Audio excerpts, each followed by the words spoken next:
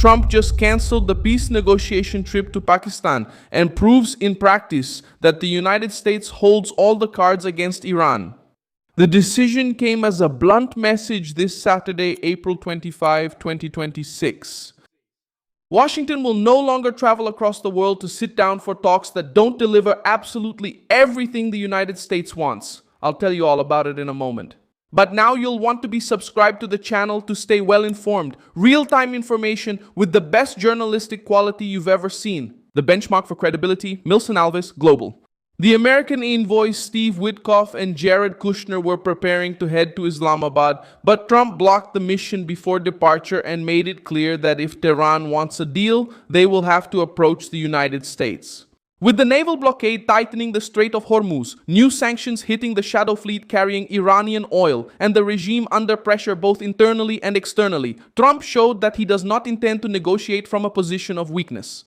The message was short, tough, and calculated. Iran can call when it is ready to give up its position for good, because now Washington is the one controlling the pace of the crisis. Here's what happened. Trump made a statement to Fox News. According to him, his representatives wouldn't take an 18-hour trip just to sit and talk about nothing. The American president also said that the United States holds all the cards. In practice, this means that the White House no longer wants to appear dependent on Pakistan-mediated talks while Iran tries to buy time, preserve its roots, and keep pressure on the Strait of Hormuz. The move came after the Iranian foreign minister, Abbas Zaraqti, left Pakistan without any clear progress in the negotiations. He had met with Pakistani officials, including Prime Minister Shehbaz Sharif and military chief Hasim Munir. The goal was to discuss ways to end the war and reduce regional tension. But the departure of the Iranian delegation before the arrival of the American envoys cast doubt on the talks and gave Trump room to toughen his tone. Fox News presented the decision as a major break in the negotiation process. The network reported that Witkoff and Kushner would lead the American delegation in Islamabad. But Trump suspended everything and made it clear that Iran can call at any time. In the news coverage, this point became the center of the crisis. Diplomacy is still possible, but now under American control, not at the pace set by Tehran.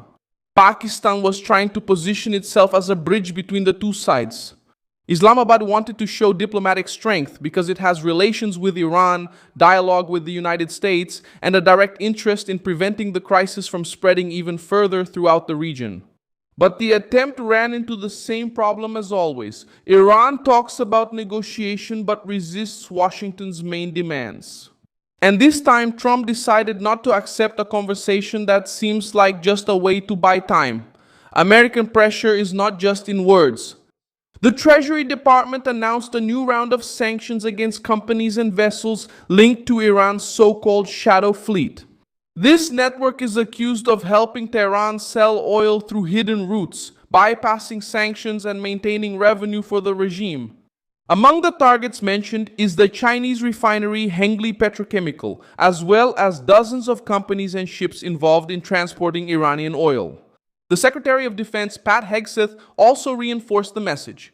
According to the material reported by Fox, he stated that the blockade will remain for as long as necessary and that the United States may use lethal force if needed.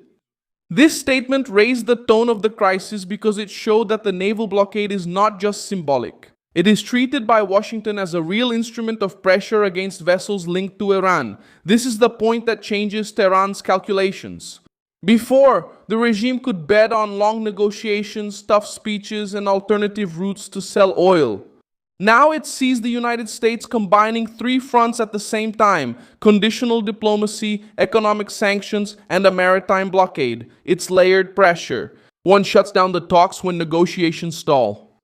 Another one cuts off the money. The third one blocks the path of the ships. Military personnel and commentators began to treat the situation as a rare opportunity to force Iran to give in.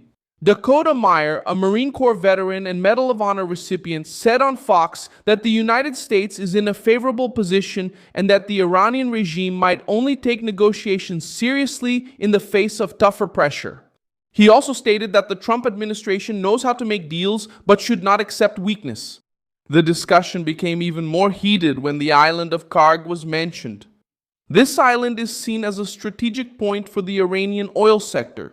The idea of a tougher economic measure against Karg was raised as a way to put even more pressure on Tehran. The reasoning is straightforward. If oil finances the regime's structure, any pressure on this route affects Iran's ability to sustain its own power machine. Reuters reported that the cancellation reduced hopes for immediate diplomatic progress. The same investigation highlighted that Iran rejects direct talks and accuses the United States of making maximalist demands. But in Trump's calculation, this rejection should not be rewarded with more concessions. If the regime wants to avoid greater pressure, it will have to show real willingness, not just send vague signals through mediators.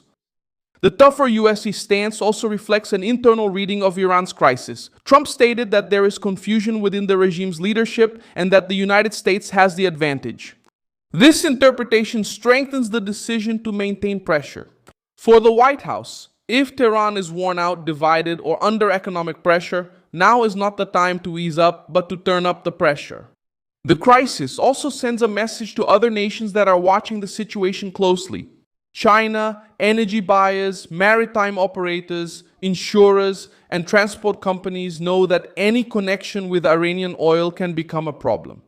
When a major refinery comes into the crosshairs, the market understands that Washington is willing to target not only Tehran, but also those who help keep Tehran economically afloat. That's the brutal part of the pressure.